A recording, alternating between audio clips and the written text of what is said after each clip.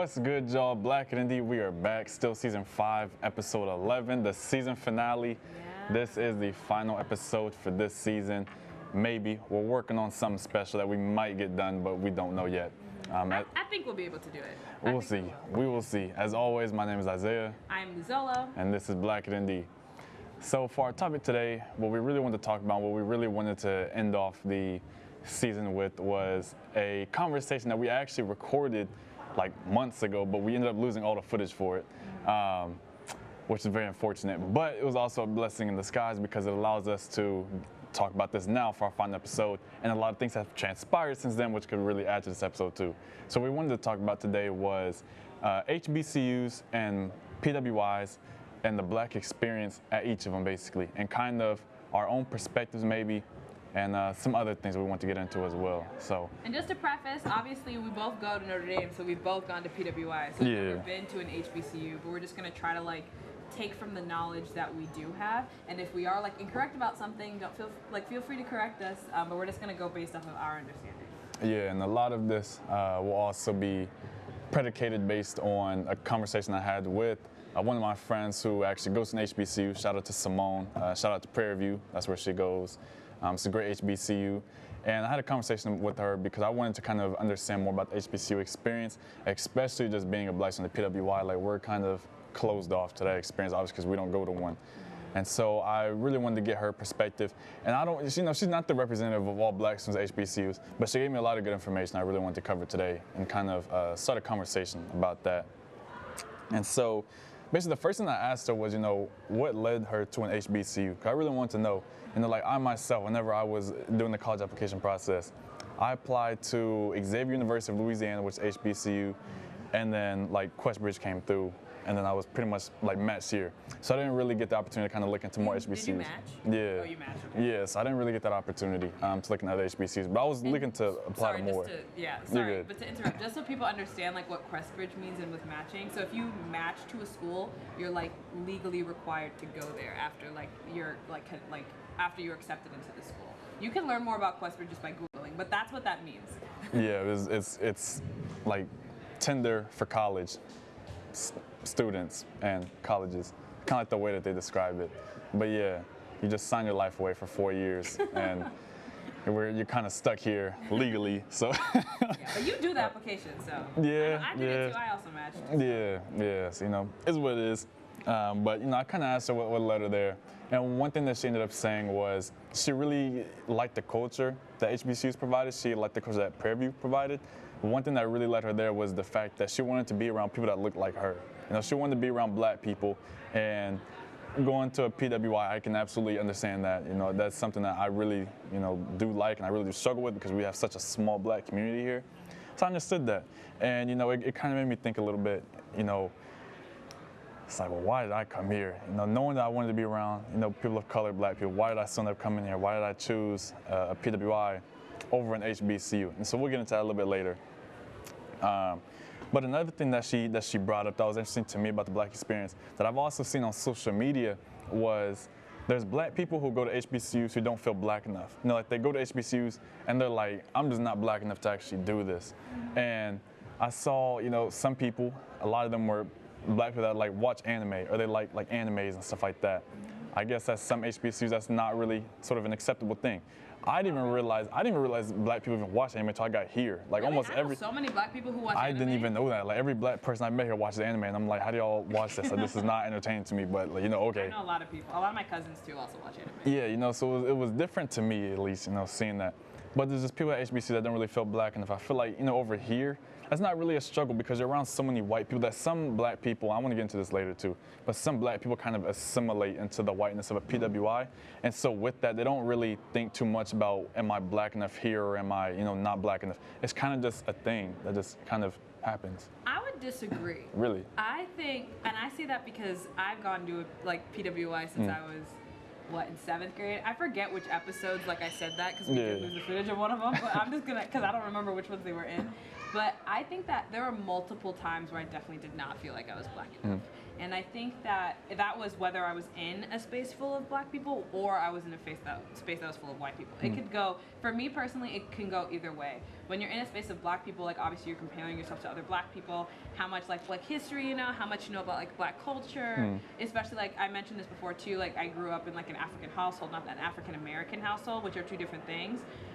So like what I learned from my parents is not entirely like what is not like I didn't learn black culture from my parents, which is something that like black people in the U.S. like get from their parents, but I didn't get that from my parents. So there are definitely, and in a PWI, kind of like why I'm saying like I would disagree is because there are definitely moments that like I'm in the black community in a PWI, like because because there's still black communities here, and I still definitely don't. Sometimes I didn't feel like I was black enough to be a part of like even like the smaller community of black people here. So I would disagree because I know I've definitely there's been multiple times where I didn't feel like I was black enough. When I was in high school, my high school was also PWI. Like we didn't have a BSA, we didn't have a Black Student Alliance. So I didn't even like really like, because I always felt like, oh, like I'm so close to like whiteness because I'm like been around white people so much. Like I'm an Oreo, like the Oreo concept where you're like white on the inside but like black on the outside.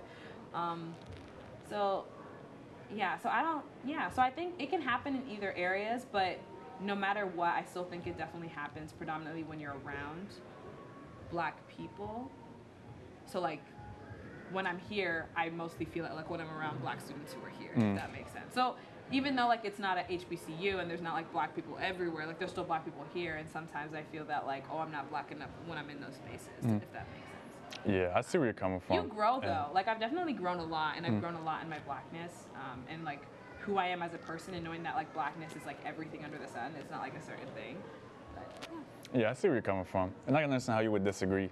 I think that my experience, like, I know some black students. I'm not gonna say no names. Like I know some black students who pretty much like completely disassociate with the black community, and they disassociate with their black community. So like I'm mainly referring to them, whereas they don't really consider like, am I black enough or whatnot, because they like almost exclusively hang out in white spaces. Like they don't really associate with us whatsoever, so they never really have to kind of like worry about that. And they've told me that I don't really worry about that. So that's where I'm coming from, at least. I see what you're saying, but at the same time, it's like, do you think that a reason why that they don't hang around black people is because they don't feel black enough? Not like in a sense of like, oh, I wish I was black, like more black than I am, but in a sense of that like, I don't think I'm that black, so I'm like, or don't really think about it that much, so you just hang out with like anyone. Does that make sense what I'm trying to say? Yeah, I understand what you're saying. Does that make sense? I think that could be an underlying reason, potentially, but also understand like a lot of, like, I'm not gonna say a lot, but some of the black people that I'm referring to, like that I know, they went to predominantly white schools, like K through 12.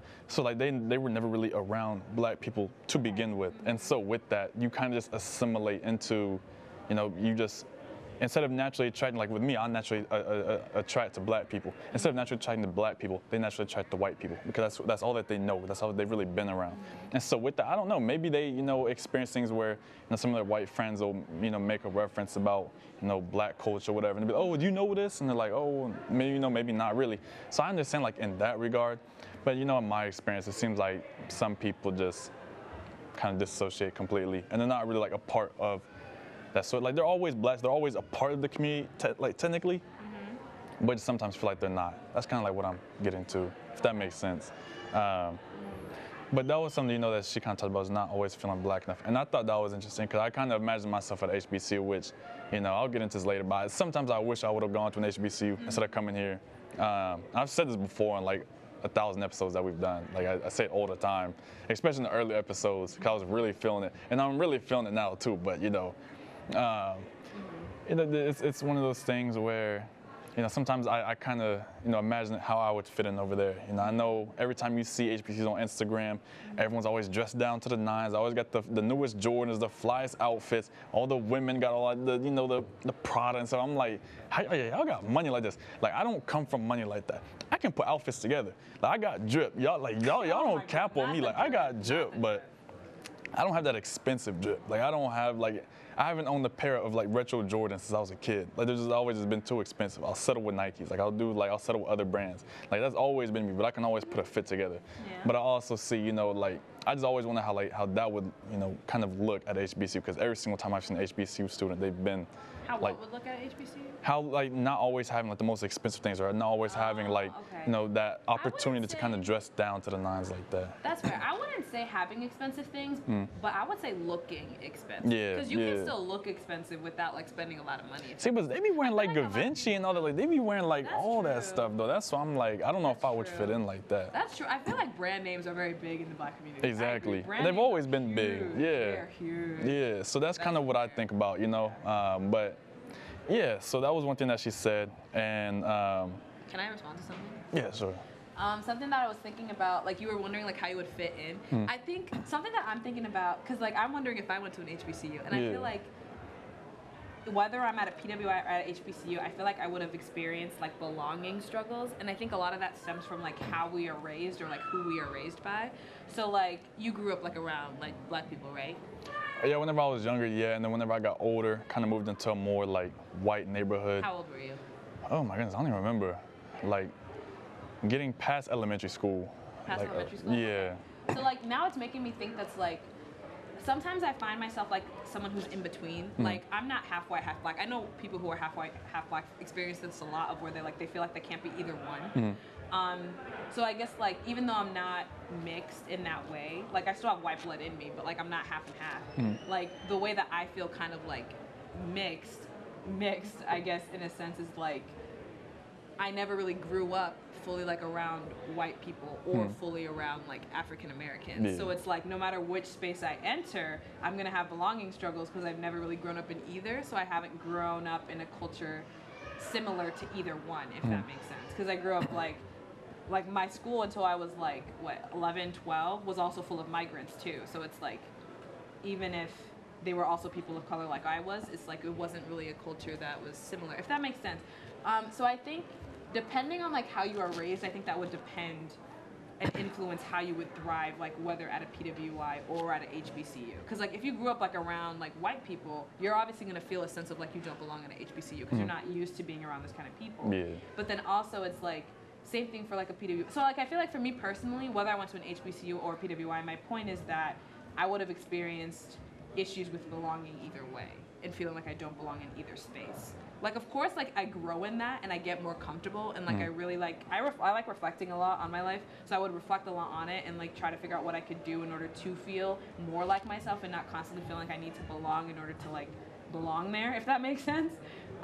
But yeah. Yeah, I think that would mean, the more I think about it, just even now, but just in general, I feel I'd belong at a HBCU a lot more than I would at PWI. I am always uncomfortable in almost every sort of space that I'm in at Notre Dame. The only space I'm really comfortable, I really feel I belong there is my Wabuda. Yeah. If I attend the BSA, because I'm around my people, so I feel comfortable. I'm comfortable with that. So if I've been at HBCU where you're almost exclusively around, Black people, I feel a lot more comfortable because that makes me feel at home. Being here at Notre Dame, I don't feel at home, and I'll get into that a little bit later too. So that's kind of what I thought was important to kind of bring up, was just that sense of belonging. That's something that we talk about a lot. And y'all gonna see me look down sometimes. I'm looking at my phone. I wrote everything down from this conversation on my phone, so y'all don't judge me. But another thing that I thought was interesting was, one of the reasons why. And I asked her this, one of the reasons why, some Black students choose not to go to HBCUs is because they feel HBCUs don't have the resources or the opportunities that could potentially get them ahead in society or in the world compared to a PWI. You kind of compare Morehouse or Howard with Yale. It can be difficult to compare the two, right? Yale, Harvard, those tend to have a lot more resources, a lot more opportunities, a lot more money, bigger endowments. And because of that, you're able to kind of receive more opportunities. And so what I asked her was, in regards to education, seeing that, HBCU education is what sometimes turns Black students away from it. I asked her, how do you feel that the education is or the academics are at her HBCU, and just, specifically, but also HBCUs in general. And what that she said was interesting to me was she feels an HBCU degree could be considered to be worth the same as a PWI degree, but it's all about essentially, how you go about working hard? How do you work? How hard are you going to work for it? What sort of things are you going to take advantage of? Because it's not like HBCUs don't have resources. It's not like they just don't have opportunities. But since they have less money in general, they tend not to have as many opportunities as PWIs. Like Notre Dame has like multi-billions of dollars in endowments compared to like a PWI, which has maybe a couple $100 million. So things are going to be a lot different. I thought that was interesting because, I was in a sociology class just oh my goodness. I was in the class this whole semester, but we had a talk about a month or two ago, and we actually talked about this, and our professor brought up a case study that was conducted in 2015 by the University of Michigan.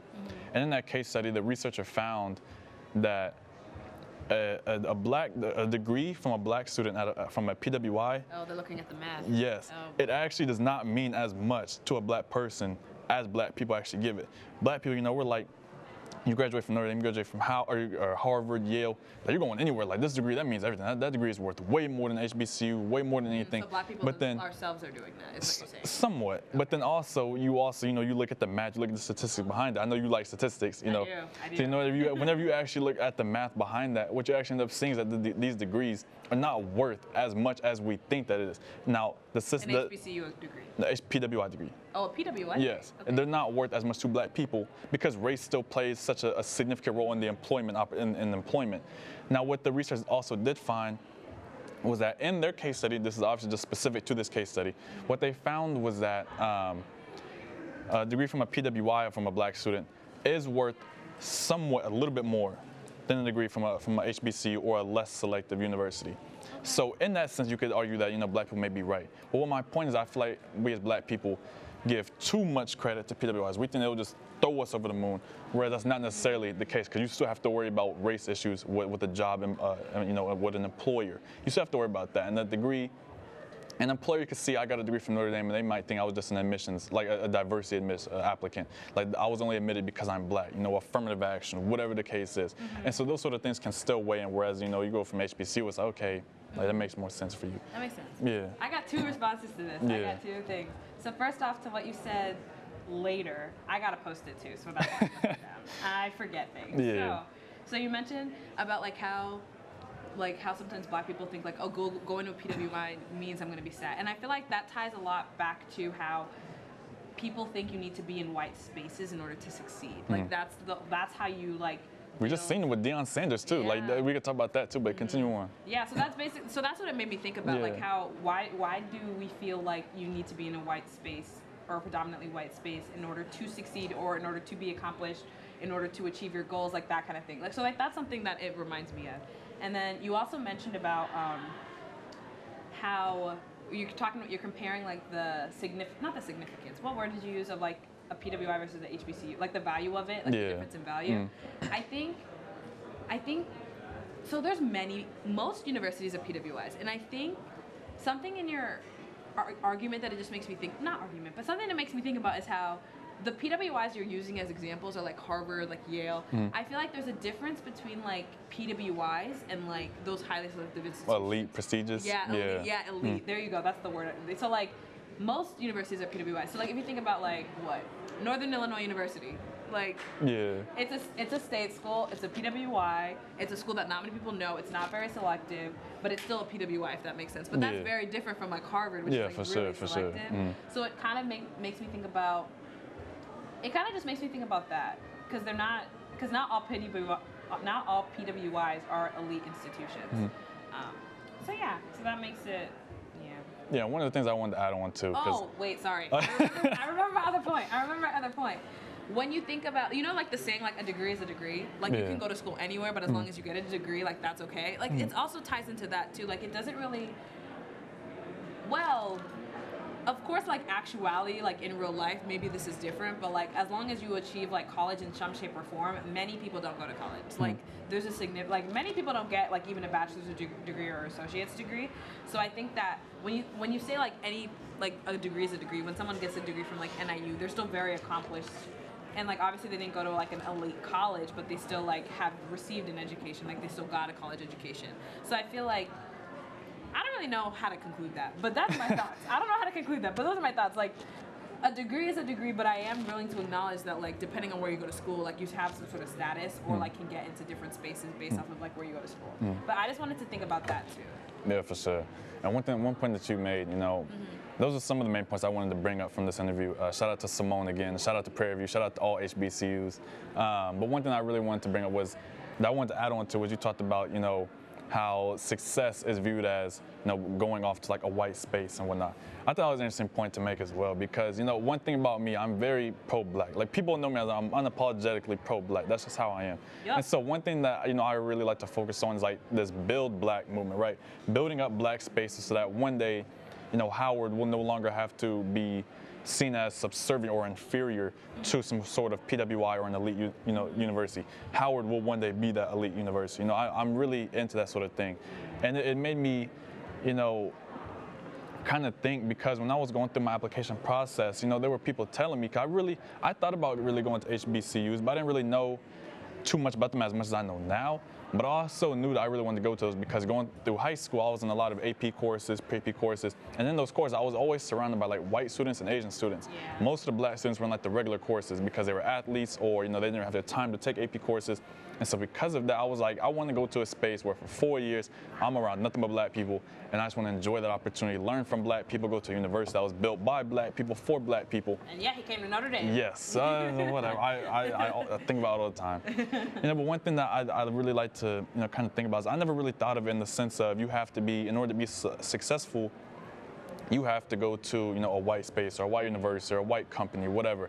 But that's something that, you know, a lot of black people have this sort of mentality. We don't really see ourselves as people that can be successful if we go to these black spaces. Even though there are many successful people that have gone to HBCUs, we still kind of hold that regard of success with, you know, with white people. And we saw the whole thing, you know, with Deion Sanders. That could be a conversation for another day. But, you know, he leaves the HBCU to go to a PWI because the PWI was able to offer him more money and, you know, things of that nature. And he said he wanted to kind of grow his career.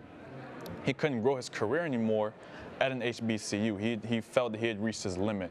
And so he felt in order to kind of build off and, you know, become the head coach that he wants to be, he had to go to a white university, PWI, for that. And that's what I thought was interesting. You know, I've always been that type of person. I want to build black. You know, I know Deion Sanders, he did a lot for Jackson State, did a lot for Jackson, Mississippi, for the economy, you know, did a lot for HBCUs. But I also feel like what I just didn't agree with him was the point that he made where he felt like he had pretty much reached his limit. He felt like he reached his ceiling. He was nothing more he could really do. I feel like you could argue that for Jackson State potentially, but for HBCUs, I feel like there's always more that you can do. So that's kind of where I disagreed. You know, I really felt like there was an opportunity to build up a university, build up all, you know, HBCUs. And this is just through football. It's just through athletics. You know, imagine, you know, athletics reining in so much money that then trickles into academics and things like that. And so that's why I kind of wish there was a lot more emphasis on that. I wish people would kind of focus on that. And I wish we, as the black community, there's a lot of fighting going on Twitter and social media about, oh, well, he's a sellout. Oh, well, no, he's just pursuing a different opportunity. Things like, I wish we could just kind of come to a common ground, like a common understanding, like, or at least just agree to disagree without being, you know, like targeting each other. I felt like was bad. No, that's fair. That's fair. I think you bring up a really good point, and I think it makes me think about, like, what made him think that he reached his ceiling? Like, what made him think that he can't grow anymore? Like, where I mean, they can you explain a little bit? Because, I mean, he first undefeated season this season was the first undefeated season for Jackson State. They'd won like 2 SWAC championships. With him? Like, yes, okay. And it was like at that point, you've reached the highest level, in his opinion, that he could get to at Jackson State. Obviously, he could go for like exactly. And obviously, he could go for like the winningest coach or whatever. There's like different things he could do. Yeah. But his goal was just to win championships, bring championships, and bring attention to Jackson State, which he pretty much did. Oh, so I guess like he already accomplished like what his goal was. What his goal was. He wants to grow. He wants to be, you know, he wants to be considered like the next like Nick Saban, like of Alabama, you know, like where you're on the higher stage. And HBCUs don't have the opportunity to have the same stage as like Alabama. So that's kind of like the point. That's true. I think it's really, it's interesting because I don't really know like how you would address that, because when you think about it, like when you think about like real life, how real life is, you know that most of the universities that are known to the world and are known in the U.S. are PWIs. Those are the ones that are most known. So because of that, sometimes you feel like you're confined in order to like succeed or like be more known on a national scale, you feel like you have to go to like one of these places, if that makes sense. So I feel like that's probably why he thought he could reach his ceiling, but it also makes me think about what are different ways that he could have, with other people, put like HBCUs more at the forefront in order to like find new goals at where he was, if that makes sense. So I think it's more of a mentality thing. So I want to know what his mindset was, because I feel like you can also have the mindset like, okay, I did this, so like what else can I do here? You know what I mean? But instead he's like, I don't really know, because I don't want to like discourage him from like trying to find like a new goal for himself. Does that make sense? Because if you have reached your ceiling, I think you should find something new to do, but that doesn't necessarily mean leave, you know? Like the new thing could have been like a new way of like uplifting like football like at all HBCUs, so it's like more like known to people in the US or something like that, you know what I mean? But that's going to be really hard to do though, because like so many other schools like have a chokehold basically on like how it is. And then I guess something that makes me think about too is like, I feel like historically HBCUs have not been in the forefront. But I think recently, especially after 2020 in the protests and everything and George Floyd, I feel like so many things have like not changed systemically, but so many things are being looked at that haven't been looked at before. And I think one of those things are HBCUs. Like I feel like so many companies are just like, okay, HBCU like weekend, or like HBCU like career fair, or like something like that. So like I wanted to hear your perspective on that. Like what do you think about like different jobs or like different employers or like all those different, like the new, like I feel like HBCU is kind of like a new buzzword almost. So like what do you think about that? I don't really know how I feel about it. I think that, obviously a lot more could be done for HBCUs. I think a lot more people could be doing a lot more for HBCUs. In regard to Deion Sanders, the thing that I fear is that people are going to follow Jackson State for next season, because they're going to want to know, okay, now that Deion Sanders is gone, how is Jackson State going to adjust? But then after that next year, people are just going to forget about Jackson State. It's like they're going to forget about these HBCUs because there's no one there that had that sort of that clout, that status that Deion Sanders had. It's just going to be forgotten again, and that's my fear, is that people aren't going to be selling out the stadium. They're not going to be going to HBCUs all around the country wanting to see this sort of things. And that's the HBCU experience. It just dies down. Like it's not really going to have that same sort of status. Deion Sanders, he was able to bring the #1 recruit, Travis Hunter. He got him to decommit from a PWI, Florida State, to go to an HBCU that had not really been notoriously known for football like that. There was a black high school basketball player, I forget his name, but he committed to Howard, I think. Like some of these top-ranked players were committing to Howard, or they were committing to HBCUs. And I feel like that kind of brings attention, because people are going to want to follow these high-level athletes to these universities. That brings attention. So I feel like it's almost as if it just depends on us, as black people, to bring more attention. But at the same time, we don't always have the resources to do so. And that's why I kind of feel like, what Deion Sanders did, I understand. And this is not that he didn't do anything for like HBCU. He did a lot for Jackson State itself. He was taking money out of his own pocket, out of his own salary, to go and pay for facilities and to pay for, better education for Jackson State students and athletes. So he was doing a lot. I'm not saying he just did nothing. He did a lot, but at the same time, there's always more you can do. But also, I want to transition the conversation to kind of something else too. Can I add more on this? Yeah.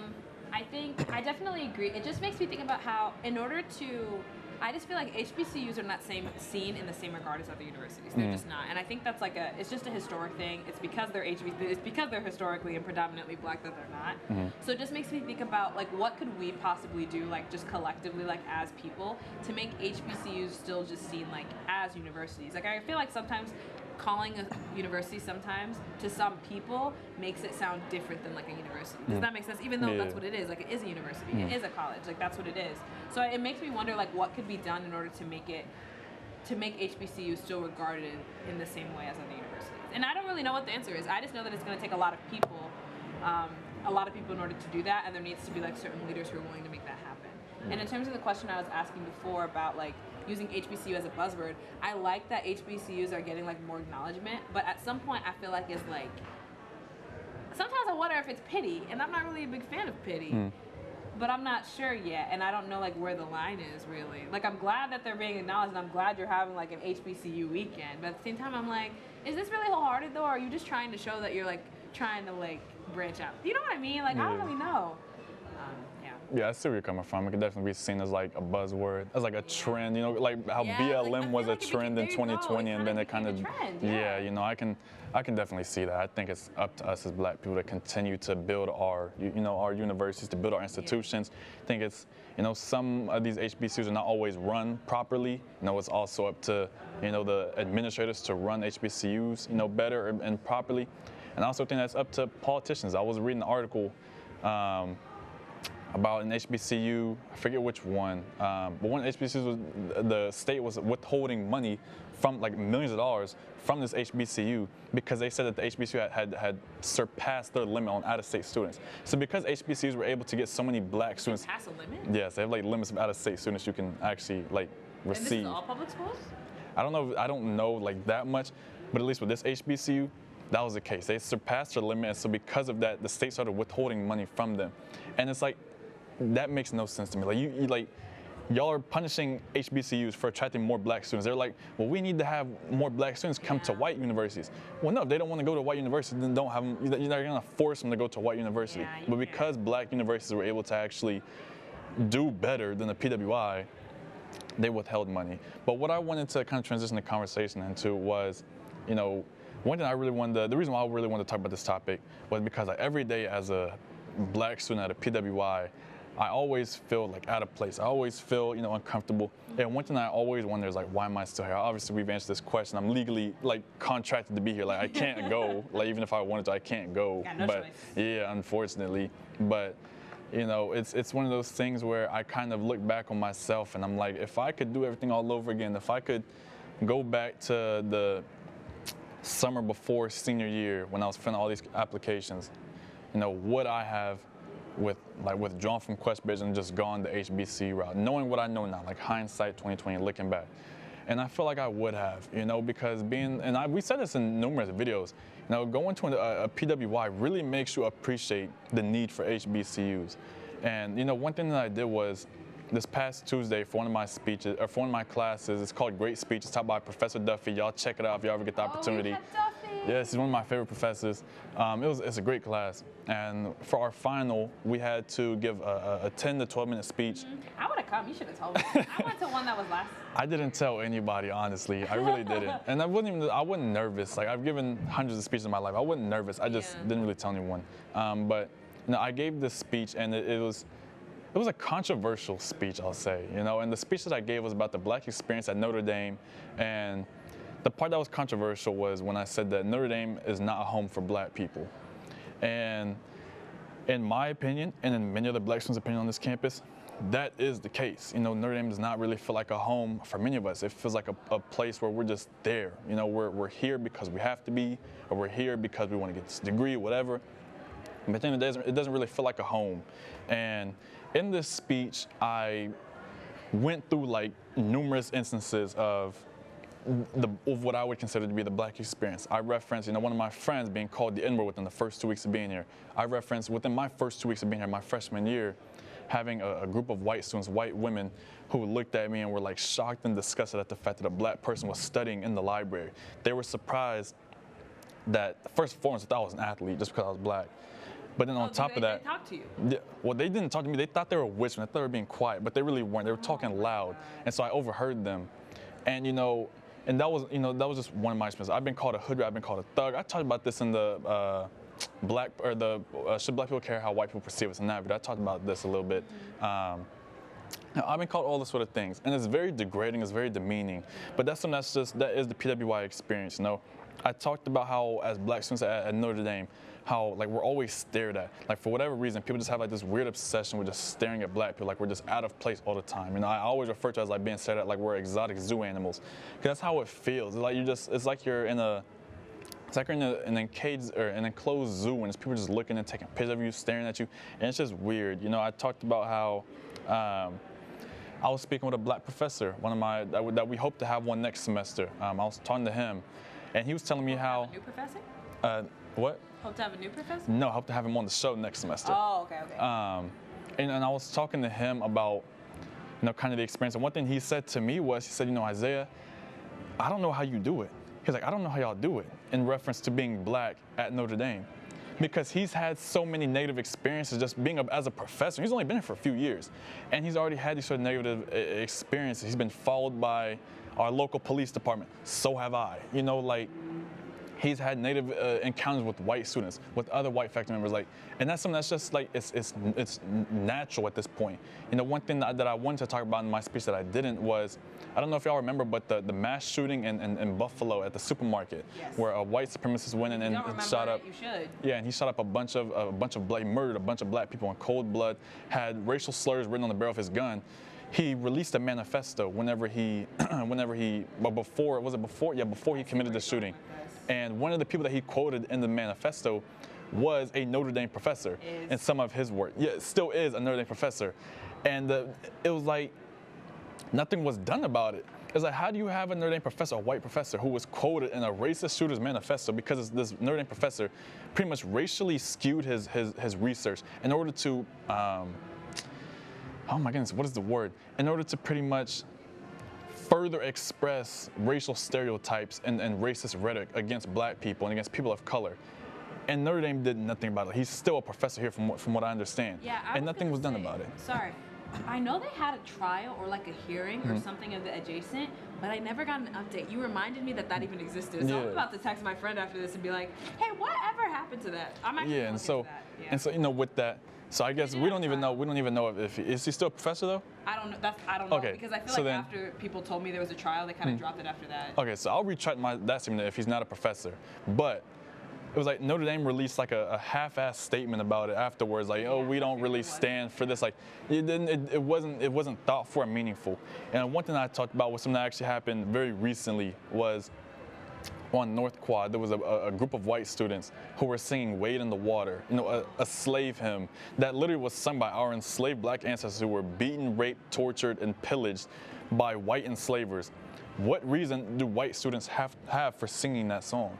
It didn't make any sense to me. But that's sort of a. Are you comfortable saying the dorm, or you want to like whisper? Well, you can't really whisper. I don't. You can tell me later. It's okay. Yeah. But you know, like, there was a group of white students that were singing "Wade in the Water," slave hymn, and that is our experience. And whenever I was giving this speech, you know, I wrapped it up with a quote from Nakoina Jones. She wrote, for those who don't know, Nakoina Jones, she wrote the 1619 Project, which was a very famous project about the legacy of slavery till today, 400 years later. And like all aspects of life, basically. Yeah, and she actually was a student here at Notre Dame, and she graduated in 1998. And from 1998 to 2022, she never came back. She hated her experience at Notre Dame so much as a black student that she never came back until just this year, she gave a talk, a lecture series. But back whenever she was a student, a sophomore, I believe, she wrote in our Notre Dame newspaper, The Observer, she wrote an article, an op-ed basically, and she ended the article with saying, "I would like to thank you, white students, for reminding me that Notre Dame is yours. But with me being a strong black woman, the world is mine." And that's what I ended my speech. Instead of saying woman, I said individual, because I'm not a woman, obviously. But that's what I ended the speech off of, because I felt like it was powerful. But at the same time, that's how it feels. Like, Notre Dame is not ours. Like, it's not a sanctuary for us. But yet the world is ours. But the reason why I thought this was important to talk about is because, like, every day, like I said, I always think about, should I have gone to a HBCU? Should I have gone to an HBCU? If I could go back in time, would I?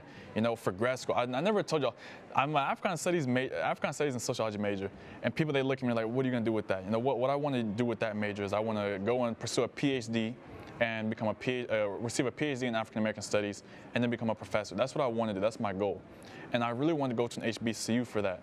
But the issue is that no HBCU has an African Studies PhD program. So that wouldn't be possible. So if I wanted to pursue a PhD at a HBCU, I'd have to go to, I would have to switch my specialization to like history, education, so I want to be a professor.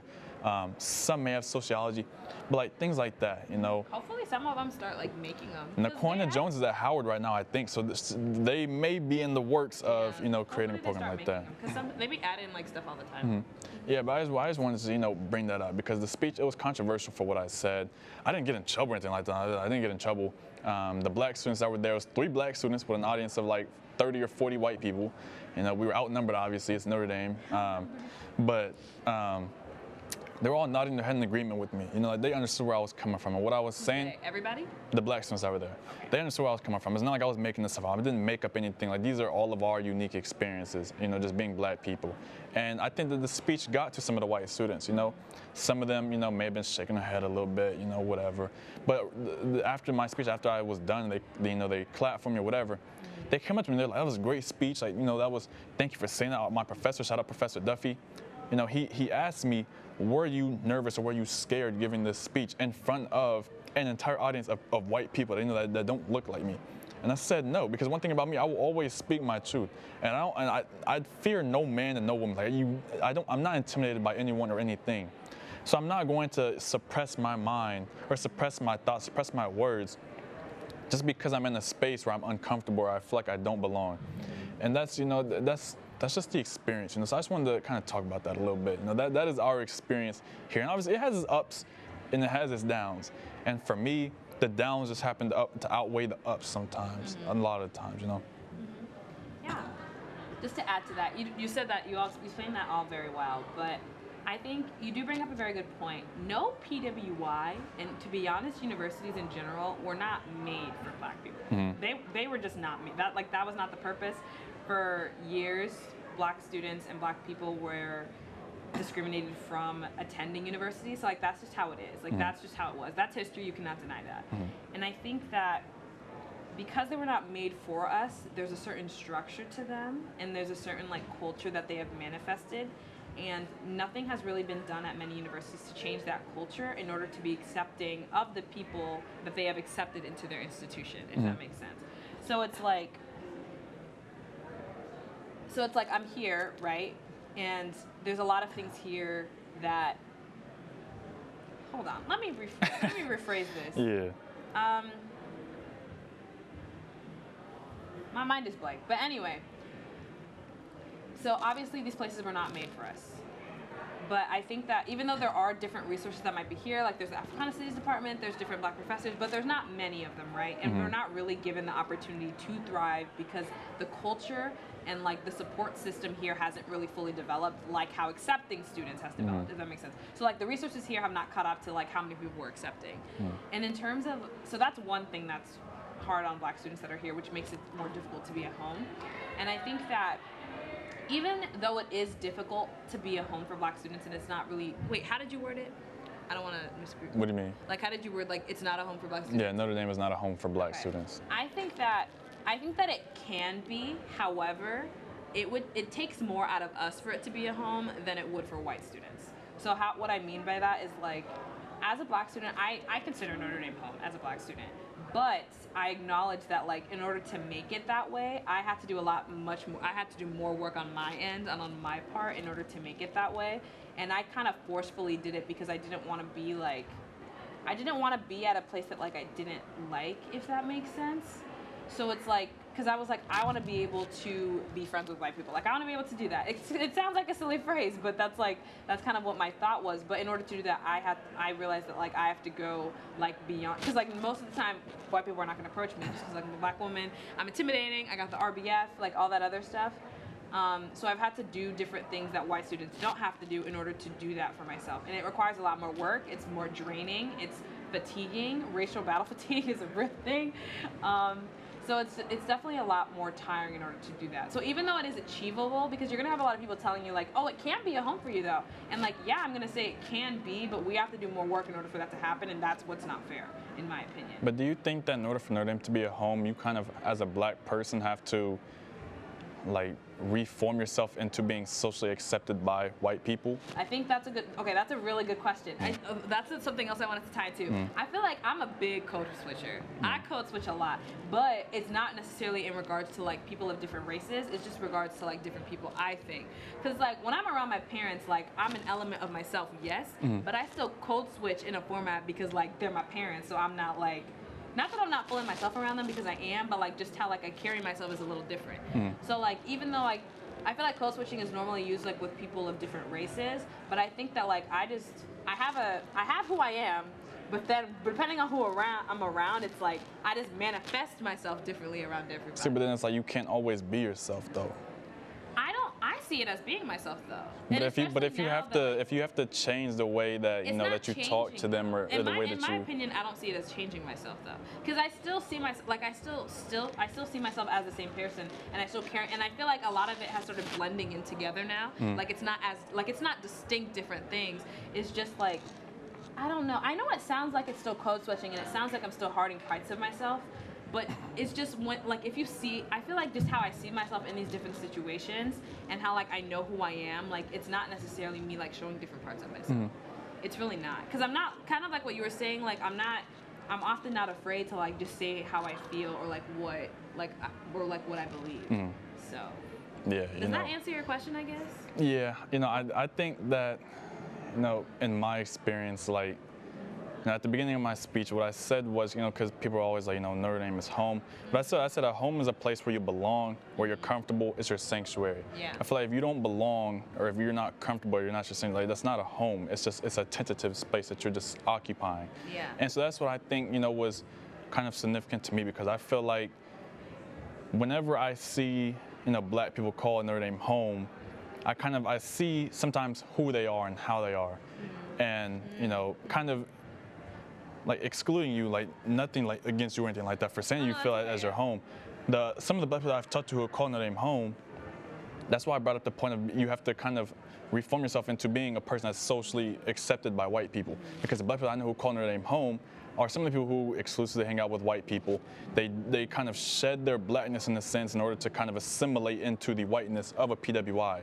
Those are people I know who call home, whereas people like me, who I'm comfortable pretty much primarily around black people or Hispanic people, just people of color, it would never be a home to me, because I'm not really one that's focused on being socially accepted by white people, and that's where I feel like it's different. But I understand where you're coming from, though. I absolutely understand where you're coming from. Yeah, I think that I have, which is not always a good thing, but I think that I've just accepted the idea that no matter where I would have gone, and no matter what space that I'm in, like there's gonna be struggles in them. And it's very difficult when they are racial struggles, because that does it does influence me a lot. Like it's not something that's easy, like it's definitely very difficult.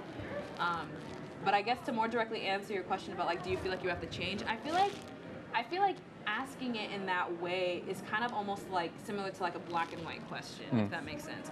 Like there's okay, I'm not gonna call it a happy medium, but like, there's like a gray area, and especially because like there's many different kinds of people at Notre Dame, and like when like you've mentioned like different experiences that you've had here, I've never had those experiences, which kind of feels like weird for me.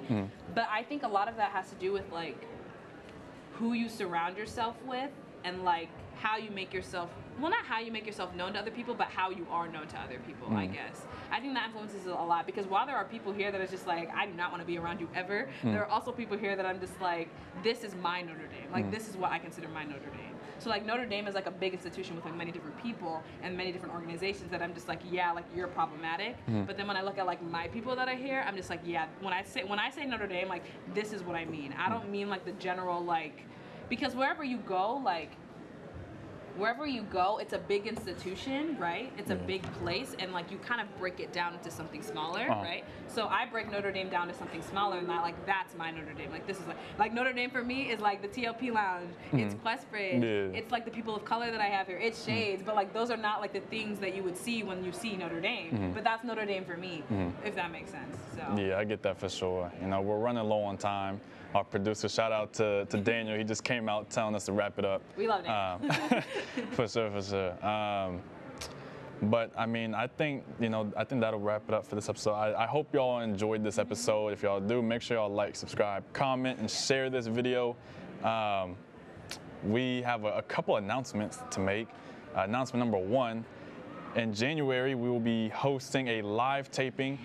We do not have the location yet. This is all still in the works. It's technically still tentative. Yes, it's tentative, but it's something that we are working towards for Walk the Walk Week here at Notre Dame. It's open to people, Notre Dame students, and even y'all in the South Bend community. I know some of y'all in Chicago. If y'all want to come to Chicago, come over here for this event. Like y'all do it. Y'all come from Detroit, whatever. It's live. It's live. So y'all can actually attend this event. So we definitely want y'all to pop out. We'll get y'all more information whenever we have more information about it. And then I want to ask you, you'll be studying abroad. Yeah, I'm going to South Africa, guys. So, you know. I'll be here for the Walk the Walk week. Yes, but then after that, you will be missed, right? She'll be having a very big role behind the scenes still. She's not like just leaving Black and Indian in general. Yeah, I'm not abandoning nobody. No. But this chair will not be occupied by Luzolo for next semester. So we will be having, we're still working this out, y'all. So we're still working this out. We'll either be having another, new co-host, a Black woman. We're not doing 2 Black men, or we're not doing that. Yeah, I will not allow that. Yeah, it's going to be another Black woman. Not that it's a bad thing, but like we need diverse perspectives. Absolutely, absolutely. So it'll be another Black woman, or we may be switching through guests, we may be switching through hosts. We're gonna see how this whole thing works out. But we felt like it was important to kind of just let y'all know, so that way y'all aren't walking in blind next semester and like, where's Luzolo? Yeah. So, but I will still be here. Yeah. But I mean, that's gonna Do you want to study abroad? That's random, but that's a no. Okay. We'll see.